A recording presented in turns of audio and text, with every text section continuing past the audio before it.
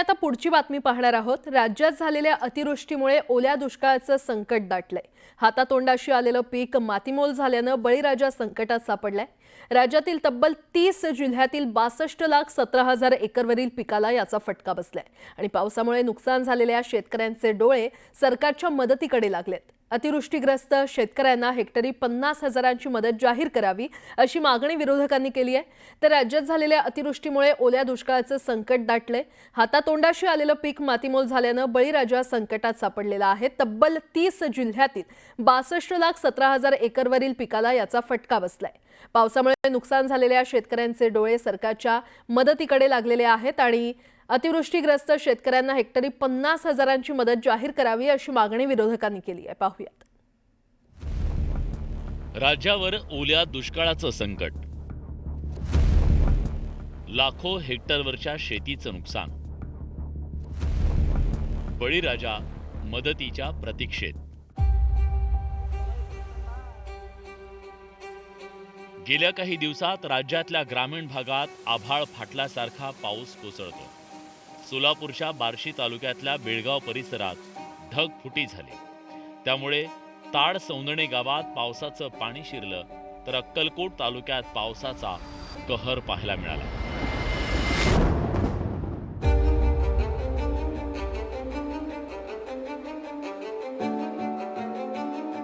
राज्यभरात होत असलेल्या मुसळधार पावसानं बळीराजानं मोठ्या कष्टानं आणि आशेनं मातीत जे स्वप्न पेरलं, कष्टानं वाढवलं, ते सगळं डोळ्या देखत वाहून गेलं।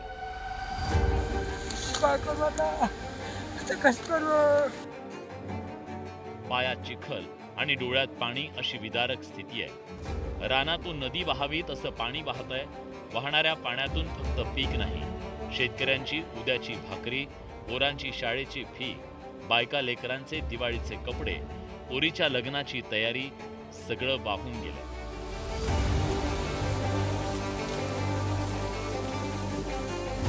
संभाजीनगर गंगापूर तालुक्यातल्या शिल्लेगाव परिसरातली ही दृश्य बघ। कमरे एवढं पाणी या शेतात साचलंय। धाराशिव जिल्ह्यातील भूम तालुक्यातला सोयाबीन उत्पादक शेतकरी अडचणीत आलाय। या अतिवृष्टीच्या तडाख्यात काढणीला आलेलं सोयाबीन पुरतं आडवं झाले। साबळेवाडीचा तलाव अचानकपणे फुटला आणि परिसरातल्या शेतात पाणीच पाणी झालं। तर धाराशिव जिल्ह्यातल्या हाड गावात तर शेतात तळ साचल्याचा भास होतोय। पावसानं सोयाबीन, उडीद, मूग आणि गाजर पीक मातीमोल झालं। पाऊस भरपूर झाला आणि त्यामुळे शेतीचं भरपूर नुकसान झालंय। कांद्याची वाहून गेलेले आहेत, गाजराची पिकं गेलेले आहेत, पुन्हा ऊस झोपलेला आहे, उडीद आणि सोयाबीन ते पाण्यातच आहे। ह्याला आम्हाला काहीच करता येत नाही। आता आम्हाला फाशी घ्यायची पाळी साहेब, काय सांगायचं तुम्हाला। समजा आतून नुकसान झाले आमचं, आम्ही कष्ट करून इथे बियाणं आणलं, आम्ही शेतकरी माणसं, तर आमच्या पैसे काहीच नाही, तर आम्ही काय करणार आहे आता। चांदवडसह नाशिक जिल्ह्याच्या ग्रामीण भागात अतिवृष्टीनं हाहाकार माजवलाय। सलग 4 दिवसापासून होत असलेल्या मुसळधार पावसाचा पिकांना फटका बसलाय। शेतात पाणीच पाणी झाल्यानं हातातोंडाशी आलेला घास निसर्गानं हिरावून घेतलाय। होतं जे काही धान्य खायसाठी होतं ते आता घरापोत जाणार पण नाही, पूर्ण आता हे मातीला मिळून जाणार आहे। त्याच्यामुळे हे सलग 4 दिवस पाऊस झाल्यामुळं ही नुकसान जी झाली आहे, मका, बाजरी, कांदे, रोपं, याच्यामुळं सरकारनं, मायबाप सरकारनं याची दखल घेतली पाहिजे। दखल घेतल्यानंतर तात्पुरते लगेच पंचनामे करून शेतकऱ्याला मदत करावी ही त्यांना विनंती।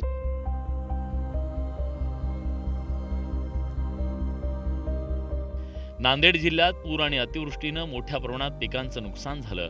पेरणीचा खर्च निघणार कसा हा प्रश्न इथल्या शेतकऱ्यांना पडतोय।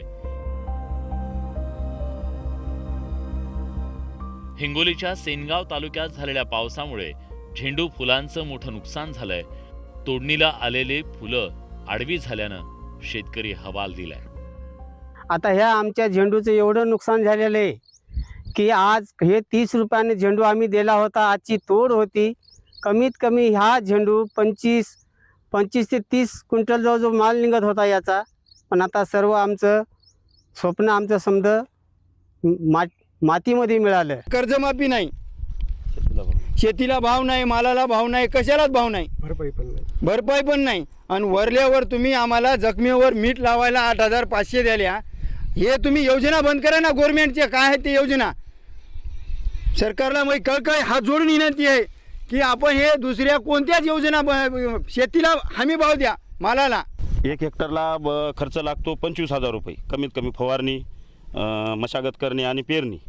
तर 25,000 रुपये खर्च लागतो आणि शासन द्यायला आहे आपल्याला 3,500 रुपये एकर समजा. तर कुठलं हे होणार आहे, त्याचं बजेट बसणं आमचेच नाही का 2,500 रुपये उलटे याच्यामध्ये घरातूनच पडाले त्याच्यामध्ये.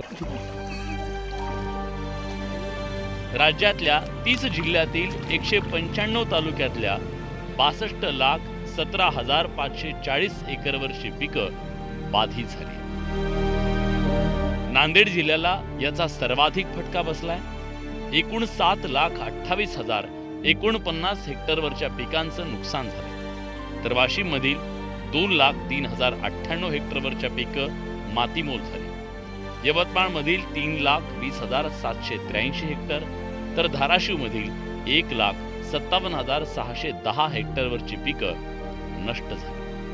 अकोल्यात 1,77,466 हेक्टरवरची पिकं, तर सोलापुरातल्या 2,46,000 हेक्टरवरच्या पिकांना फटका बसलाय.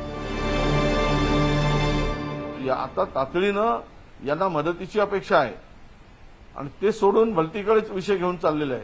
मला सरकारला पुन्हा आवाहन करतो की आपण 50,000 रुपये किमान त्यांना हेक्टरी मदत करा, तरच हा शेतकरी सावरेल. नाहीतर महाराष्ट्रामध्ये शेतकरी हा शिल्लक राहणार नाही, अशी परिस्थिती होईल.